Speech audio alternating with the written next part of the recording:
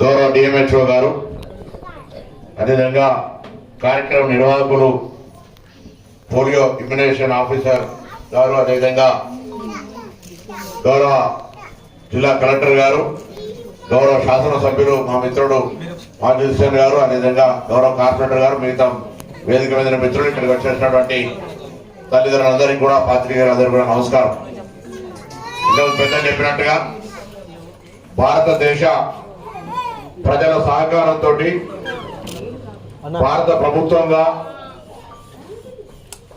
27వసారి నిర్వహిస్తున్న ఈ పోలియో చుక్కల కార్యక్రమం వల్ల మన దేశం ఈరోజు పోలియో రహిత దేశంగా ఉన్నదంటే ఇది యావత్ దేశ ప్రజల సహకారము, ప్రభుత్వం యొక్క ప్రతిజ్ఞ.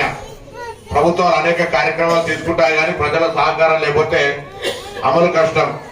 కానీ ఇది ఒక సామాజిక బాధ్యతగా మన దేశంలో మనం ఇటువంటి చుక్కలు పోలియో మందు వేసుకోకపోయినట్టయితే అంగవైకల్యంతో వచ్చేటువంటి అవకాశం ఉంది. కాబట్టి మీ అందరూ కూడా గతంలో ఉన్న వాళ్ళను ఎక్కువ చూసి ఉండకపోతున్నారు కానీ చాలా మంది పిల్లలు అంగవైకల్యం పొందేటువంటి పరిస్థితి ఉంటే పోలియో ఎఫెక్ట్ అయినటువంటి వాళ్ళు. ఈరోజు మనకు హైదరాబాద్ లో 2007 తర్వాత ఒక కేసు కూడా రాలేదు. భారతదేశంలో 2011 తర్వాత ఒక కేసు కూడా రాలేదు. ఈరోజు 2012లో భారతదేశంలో పోలియో రహిత భారతదేశంగా ప్రకటింపబడ్డది. పక్కనున్న దేశాల్లో ఇప్పటికి కూడా పోలియో ప్రభావం ఉంది.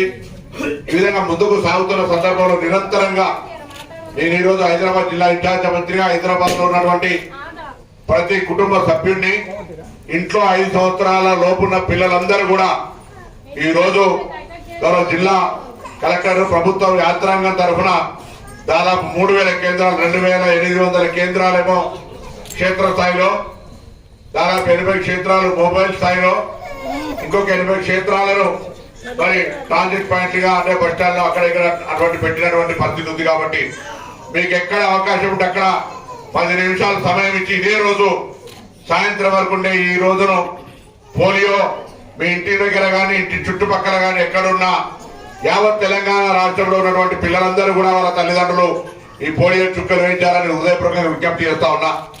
నిర్లక్ష్యం వద్దు. మనం పిల్లవాడి భవిష్యత్తుతో ఆడుకోవద్దు. కాబట్టి కొద్దిగా ఆయనకి పోదాం అనుకునేటువంటి ఆలోచన వదిలిపెట్టి వెంటనే పోలియో చుక్కలు వేయించుకోమని చెప్పి సందర్భంగా కోరుతా ఉన్నాం. లేనకైతే కూడా 4, 5, 6 నాడు దాదాపు 11,000 మంది సిబ్బంది హైదరాబాద్ లో రాష్ట్ర వ్యాప్తంగా కొన్ని లక్షల మంది సిబ్బంది ఇంటింటికి తిరుగుతారు. కానీ ఈరోజు వచ్చి పోలియో చుక్క వేయించుకున్నట్టయితే దానికి సంబంధించి కార్యక్రమం విజయవంతమైన అందరికీ స్ఫూర్తిదాయకంగా నిర్వాహకులకు కానీ మీ అందరికీ కానీ ఉపయోగం ఉంటుందనే మాట సందర్భంగా మనం చెప్తా ఉన్నాం.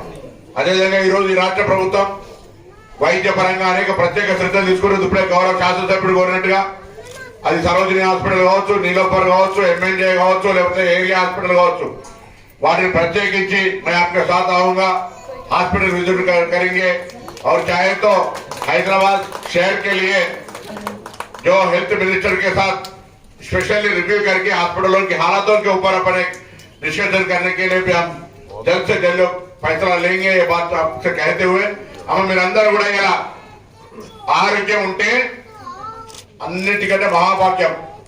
రోజువారీ కార్యక్రమంలో పిల్లల ఆరోగ్యాన్ని కాపాడుతూ మీరు కూడా అందరూ రోజు కష్టపడుతుంటారు అనేక సందర్భాల.